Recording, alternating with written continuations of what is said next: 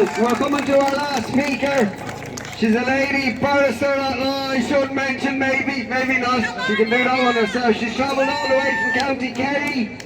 5.5, 6 hours in the car. Down with her.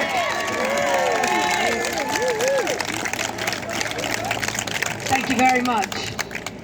Hello, Newtownmountkennedy. Thank you for having me here today. And the reason why I'm here is to show my solidarity to the people of Newtownmountkennedy for what they have endured and what they are now enduring as a result of the deception of this government and the negligence of this government, and one minister in particular, and that is Roderick O'Gorman. And to the women of Newtownmountkennedy, I speak to you. I know that you're afraid to walk down the street alone. I know that you have to organise patrols for your children so that they can be safely taken to and from school. I know that you're afraid. I know that you're fearful for your future and that of your children, and that your way of life has changed, possibly forever, and that's very, very unsettling. And this has occurred because of the negligent tactics of this government, and also because of the manner in which they have breached the law. And this is very significant, and I want to deal with this.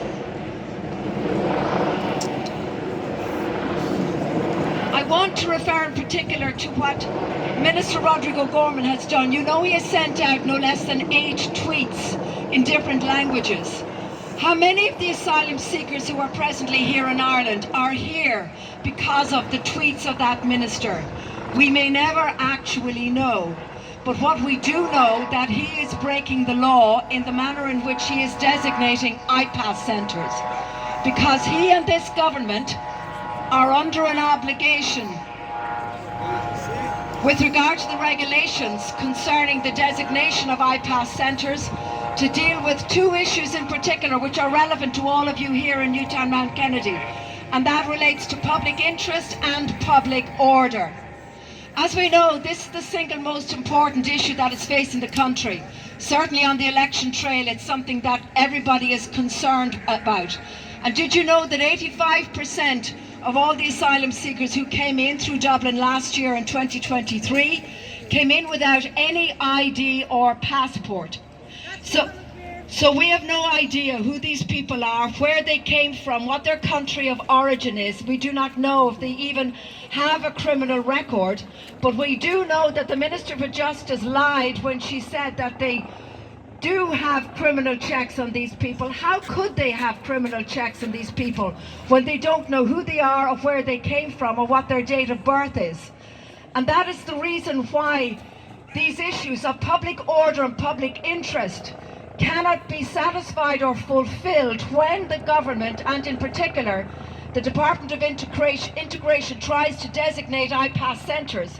It's for this reason, and this is extremely important. And what this government are doing is putting the health and the welfare and the safety of all its citizens at risk by continuing with this negligent policy. And in particular the people of Newtownmountkennedy, I might add, but you know that better than anybody.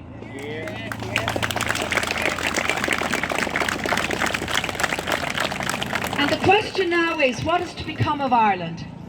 Are we going to head in the same direction as Sweden? Sweden is now the gun capital of Europe. It's now the murder capital of Europe because of the increase in migrant crime. We cannot allow our country to go this way. Absolutely not. Did you know that between 2019 and 2023 there was only one prosecution under the Immigration Act, which is an act which allows prosecutions to take place for those who come into our country without an ID or a passport.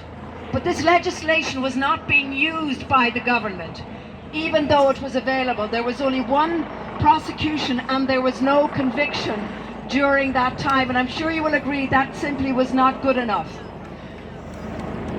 So, however, there are solutions, and before I leave, I want to mention some of those solutions, because that is very important to leave on a positive note. And some of you may know that I do some videos on these topics, and I'm going to do a video on this, and I just want to make a reference to a number of solutions that I think are very relevant, and solutions which I think you need to bring to the attention of all your elected representatives. And they are as follows. They're essentially a mixture of legal and policy solutions. One is that there must be an application of this Immigration Act, which you know about. Next, we must have strict enforcement of deportation orders. Next, we must have greater the Dublin III regulations to send asylum seekers back to their first country that they came to before they came to Ireland. This is not being used enough. The next solution is that we must ensure that this government and the members of the Oireachtas do not vote in the EU Asylum and Migration Pact. This is really, really very important. We have an option not to do that. This is so important in terms of retaining what little is left of our sovereignty. So this is crucial. And the final solution, this is a 5-point plan that I'm putting out there, because we need to have solutions in this way. And the fifth solution is this. We need to join up with all the other EU member states who are calling on the EU Commission to have a Rwanda-style system similar to the UK. And this can be done. It means that the processing of asylum applicants will take place in a safe third country, somewhere else. And it can be done justly and lawfully. It can be done in accordance with human rights norms and in accordance with the Geneva Conventions, so that the processing that takes place is fair and just. That's what everybody wants. But in that situation, there would be no need then for the government to be designating IPAS centres. And that is really important.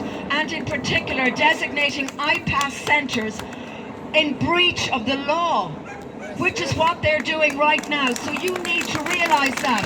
And the next time you're dealing with your public representatives, you need to bring this to their attention, that the government is breaking the law in the manner in which it is designating IPAS centres. Not many people know that, so that's why I'm here today to tell you that, okay? And finally, I just want to say that I know today is the anniversary of a very, very important battle that took place on the 30th of May in 1798. And back then people fought with pikes, and today we're fighting with politics. Back then the people were fighting against the imperialism of the British Empire. Today we're fighting against the imperialism of globalism. But the battle continues, and all eyes are on Ireland. We will win this. Ireland is leading the way, and the world is watching. And don't you forget that. And finally, just to say, don't forget me on June the 7th. I'm a candidate in the European elections. And if you vote for me, I will help you win this battle, I promise.